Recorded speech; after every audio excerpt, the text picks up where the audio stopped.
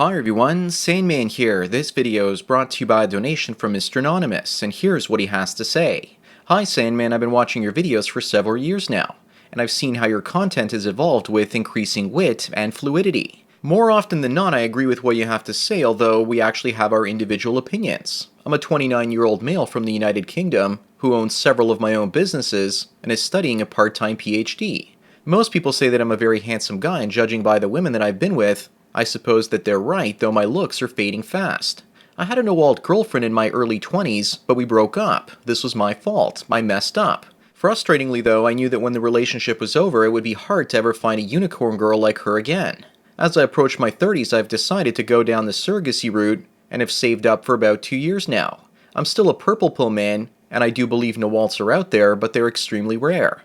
I do not expect the majority of your listeners to agree with this, but I'm adamant that they exist. My plan is to save up for surrogacy and in the meantime search for NAWALT.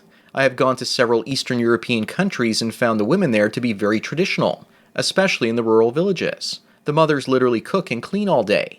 I've listened to your videos on Eastern European women and know that you're very knowledgeable about this due to your family, but the places that I've been to and what I've observed make me disagree about what you have to say somewhat. I also do understand why MGTOW preaches that one day a woman will turn on you even though she seemingly seems perfect to begin with. I say, so what? Let's say that hypothetically you have 10 great years with a woman and have 2 beautiful children. If she ever changed her nature and fell out of love with me, I would wait until the kids were 18 and then I would simply leave. I can have 10 years of a great relationship and have kids for free. I'll hide all my assets to prevent her accessing them, or spend $150,000 on surrogacy. I think the former choice is worth it. Even if I had to pay some child support, I would still be better off. There's also a good chance that she would be a faithful and loving wife until I die. There are many examples of women who've stayed with their men to the end. Chaplin's last wife springs to mind. Also, what about the wife of Christopher Reeves, who stayed with him till death?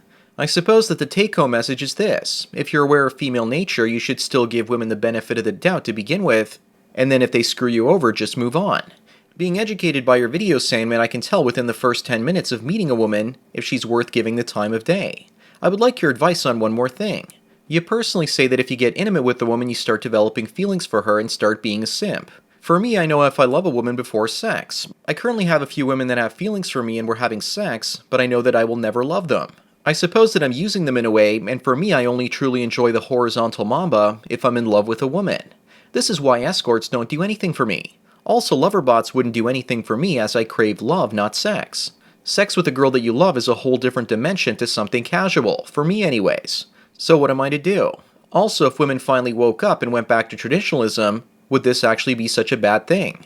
Maybe some of your readers think that I'm actually a beta cuck, but as you mentioned in your other videos, some men do perform better with a great woman by their side.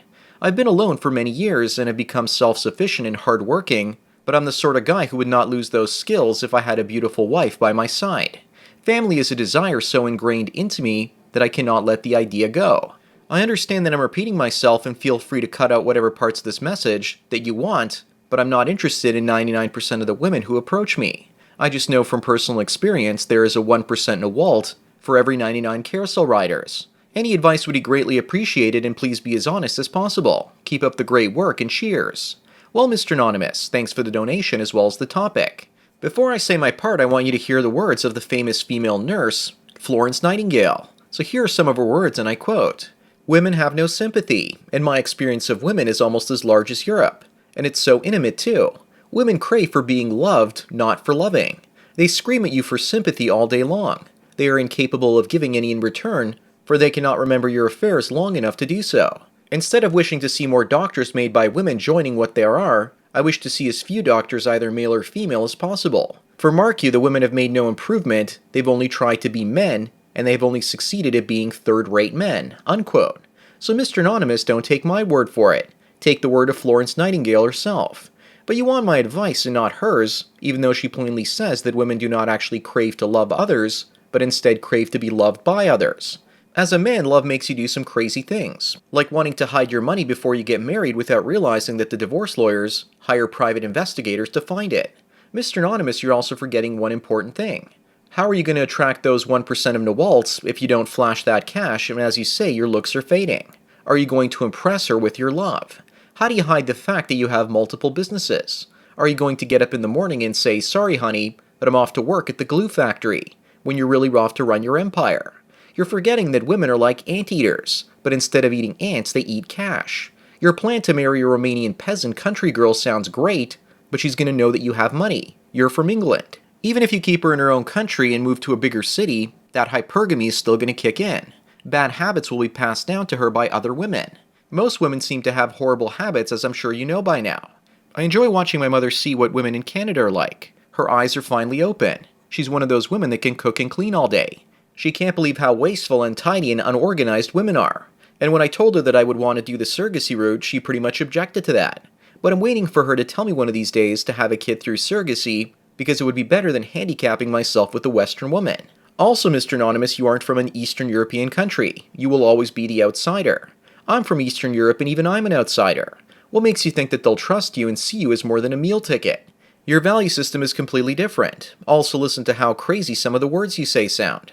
You say there's a chance that she might be faithful. Do you really want to leave your life to chance? You speak about the love that you seek. Myself and many other MGTOW channels have said over and over again that love doesn't exist for women the same way that it does for men. Even Florence Nightingale tends to agree. Also, once again, trying to hide your money from a future wife is like your future wife trying to hide her beautiful looks from you. It's the looks that attracted you in the first place to fall in love. Just like it's the money and the resources that bring her to you. Also, just because she stays with you doesn't mean that you'll be happy. My mother is one of those faithful Eastern European wives that works hard, keeps the floors clean, so clean that you can pretty much eat off of them, and yet she nags and drives my dad bonkers. She drives him crazy enough to play passive-aggressive games with her all the time. It's like his life is constantly under siege. I also found your comments about Christopher Reeves rather amusing. Yes, his wife stayed with him, but Stephen Hawking's wife didn't, and he sat there in his soiled wheelchair making robotic pleas for her to come and wipe his brilliant behind. The man discovered black holes, and his reward is to sit there soiling himself with his own black hole because it's covered in feces. Mr. Anonymous, you also don't mind getting screwed over, and you're willing to accept the risks of getting married and having a family. But some men, most men in fact, can't afford to be screwed over anymore, or even once, or their life is ruined. I do agree with you, Mr. Anonymous, that my 10-minute videos help guys identify the really bad women out there. I immerse myself in this way of thinking each and every single day, and it allows me to recognize red flags almost immediately when interacting with the women's. Looking back on my life, there was only one woman that I knew that only set off one of those red flags. But she was one of my ex-girlfriend's roommates. I wasn't attracted to her, but she did everything right. I credit that to her being raised by a strong father figure that she chose to live with instead of her mother. Also, Mr. Anonymous, don't say that you crave love. Say that you crave to love a woman. As you saw with Florence Nightingale, women don't want reciprocal love. They want it to flow in only one direction. It's an irrational thing to love women that nature uses to trap us, just like nature uses a mother's attention for her own children to trap her. Although I've now seen less women that care about their own offspring to raise them properly. I know this because I see many men these days pushing the baby carriages while the women aren't. They're walking behind the man in the carriage about 2 to 3 meters behind them, or about 10 feet for your Americans. You also mentioned traditionalism, Mr. Anonymous. And the thing is that women aren't going to go back to traditionalism, and if they do, they'll go kicking and screaming. You also ask if that would be a bad thing. Yes, it would for men that have gone their own way and are enjoying their freedom. We might be expected to step up and marry women to basically keep civilization rolling along. There might be bachelor taxes and shaming language galore to get men to marry women in a traditional society. In a traditional society, women don't work, so they have to find a man to latch onto. Women would be chasing you to commit to them in a hurry at a much younger age. Otherwise, they find themselves sitting under a bridge in their golden years, eating a bag full of oatmeal. If men are expected to produce and women are expected to raise kids, then the marriage rate is usually 80 to 90%, maybe even more. You also make mention that some men do better with a woman by their side. The same reason some men perform better with women by their side is because they lack internal motivation and are seeking outside female validation. In your case, you think that she can love you. That idea will motivate you not only to love her and lie to yourself that she loves you back, and therefore you'll work harder than ever to keep that love to begin with. If you really want the added level of protection for marriage, move to a jurisdiction without common law marriage like Montreal, Canada. All you'd have to do is pay child support if you split up with the mother of your kids and learn French, or the language police will come after you. In the French part of Canada, they have crazy language police. In every other province in Canada, they have crazy divorce lawyers. You take your pick. Mr. Anonymous, I just want you to know that when you figure out that love is a lie, it's one of the toughest pills that you'll have to swallow, and also the most liberating. You want to feel that feeling of love. I wanted to as well.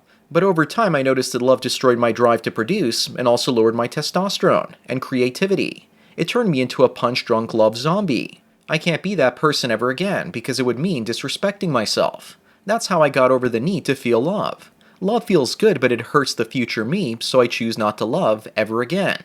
That's why the last 2 years have been the best in my life. I see the world the way it truly is instead of with those love goggles. If you want a kid and you can afford it, then I suggest surrogacy with the proper nanny. I hear so many guys tell me, I don't love my wife anymore, but I love my kids. Just skip the wife and get a kid if you can. Or work on the self-love and personal validation and reach peace that way. Or possibly both. Anyways, that's all I've got to say for today. Thanks again, Mr. Anonymous, for your donation as well as your topic. Don't forget to smash the like button the way that those Romanian peasant girls want to get smashed by metrosexual Englishmen. Bang the bell and check out the MGTOW mystery link. Follow me on Twitter, like me on Facebook to get tomorrow's video today. Subscribe to me on minds.com or gab.ai to get the video for the day after tomorrow. Thanks for taking your daily dose of red pills, and remember, a red pill a day keeps women's love and other lies away. So enjoy the rest of your day, and cheers.